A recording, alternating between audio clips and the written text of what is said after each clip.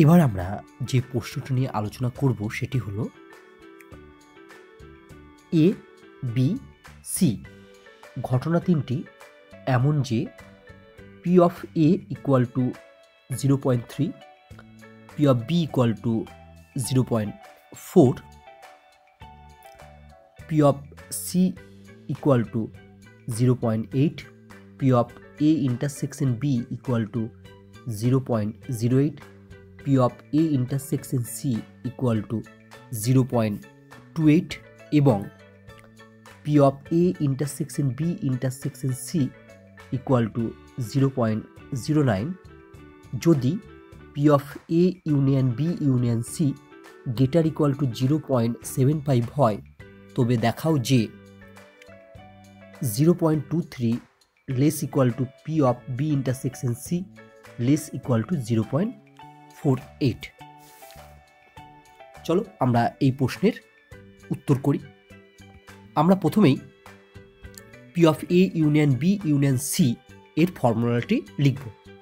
না, আমরা জানি P of A union B union C equal to P of A plus P of B plus P of C minus P of A intersection B minus P of B intersection C minus P of C intersection A plus P of A intersection B intersection C equal to, এবার যে মানগুলো প্রশ্নে দেওয়া আছে সেগুলো বসাবো।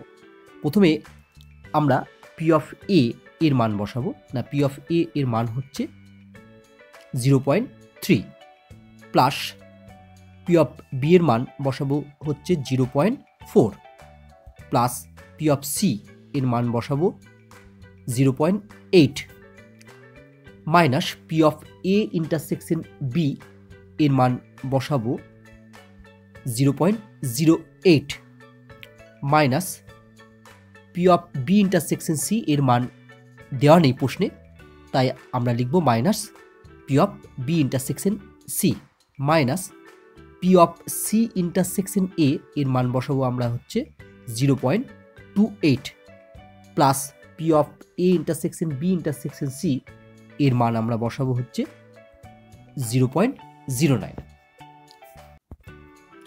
Equal to আমরা 0.3, 0.4, 0.8 আর 0.09কে যদি আমরা যোগ করি তাহলে আমরা পাবো হচ্ছে 1.59 আর মাইনাস 0.08 মাইনাস 0.28কে যদি আমরা যোগ করি তাহলে আমরা পাবো হচ্ছে মাইনাস 0.36 আর minus P of B intersection C যেমন আছে সেরকম আমরা লিখে ফেললাম। ইকুয়াল টু ক্যালকুলেশন করলে আমরা পাবো 1.23 minus P of B intersection C, এটাকে আমরা 1 নম্বর নাম দিলাম।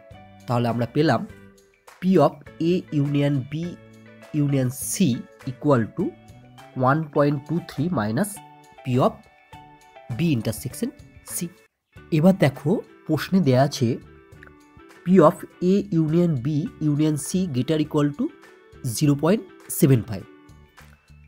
তাহলে এখানে আমি P of A union B union C এর জায়গায় 1.23 minus P of B intersection C লিখতে পারি। চলো এবার আমরা নেক্সট পেজে যাই।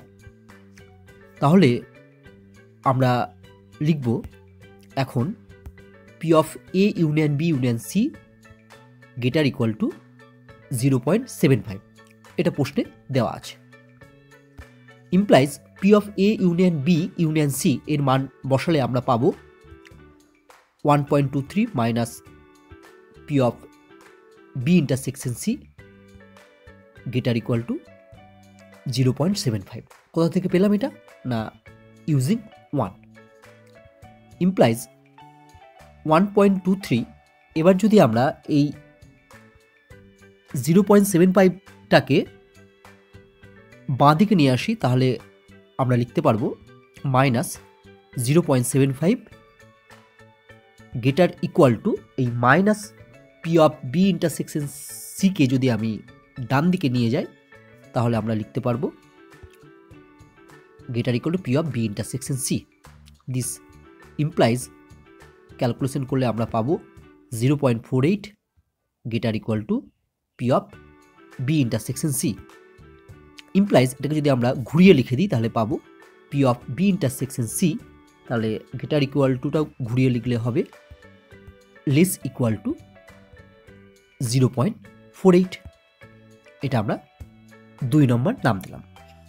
তাহলে দেখো যে প্রমাণটি করতে দিয়েছে তার এক দিকটা এসছে। দেখো প্রমাণটা আমাকে করতে দিয়েছিল এটা, দেখো P of B intersection C less equal to 0.48 এটা এসছে। আবার P of A union B union C কি লিখতে পারবো? আমরা জানি যে কোনো প্রবাবিলিটির মান 0 বা 0 থেকে বড় আর 1 বা 1 থেকে ছোট হয়। তাহলে আমরা লিখতে পারবো P of A union B union C less equal to 1। Implies এবার আমরা P of A union B union C এর মান বসাবো। কোথা থেকে? না 1 নাম্বার থেকে। এর মান বসালে আমরা পাবো 1.23 minus P of B intersection C less equal to 1। This implies 1.23। এবার যদি আমরা এই ডান দিকের 1টাকে বাঁ দিকে নিয়ে আসি তাহলে হবে হচ্ছে -1, আর এই বাঁ দিকের minus P of B intersection সিটাকে যদি আমি ডান দিকে নিয়ে যাই তাহলে আমরা পাবো less equal to P of B intersection C. এইবার যদি আমি বাঁ দিকের এটাকে ক্যালকুলেশন করি তাহলে কি পাবো দেখি, চলো নেক্সট পেজে যাই। ইমপ্লাইজ আমরা পাবো হচ্ছে 0.23 less equal to P of B intersection C. এটাকে আমরা 3 নাম্বার নাম দিলাম। এখন 2 নং ও 3 নং হতে পায়।